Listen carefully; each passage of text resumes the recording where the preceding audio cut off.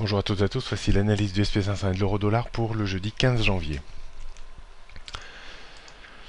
Le SP500 reste toujours sous pression baissière, même s'il a tenté hier un retour à proximité d'une zone de résistance maintenant comprise entre 2020 et 2045 points environ.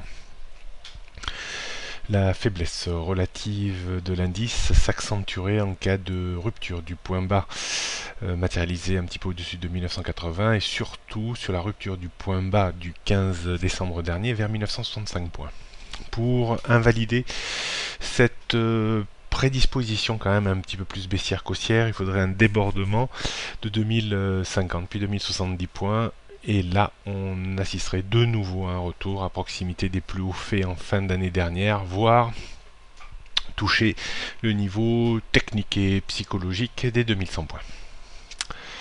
Donc on a toujours une résistance à 2020 avant 2045, puis la grosse zone de résistance 2070-2100. Zone de support qui s'étend entre 2000 et 1965 points, en dessous 1925 et surtout 1800 points. Tendance reste pour moi toujours plus baissière qu'haussière, en dessous des 2020 points. Du côté de l'euro-dollar, la faiblesse reste toujours de mise, même si on sent que cette baisse devient un petit peu plus poussive maintenant, mais les reprises techniques n'arrivent pas à redéborder le point bas de 2010 à 1,1870. Rien n'exclut encore une vague de baisse sur 1,1640. Je vous rappelle que la zone au sens large, 1,1640, 1,20, a servi de support ces 10 dernières années et a matérialisé un rebond de plus ou moins grande envergure sur l'euro-dollar.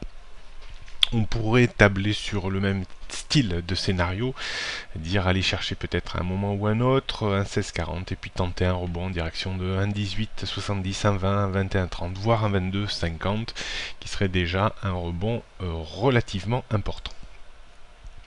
Donc première résistance 1,1870 avant 1,20, puis 1,2040, 1,2130, 1,2250. Support 1,18, 1,1750 et 1,1640.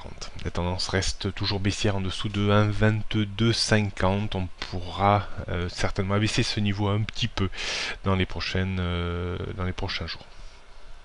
Bonne journée à toutes et à tous et à demain.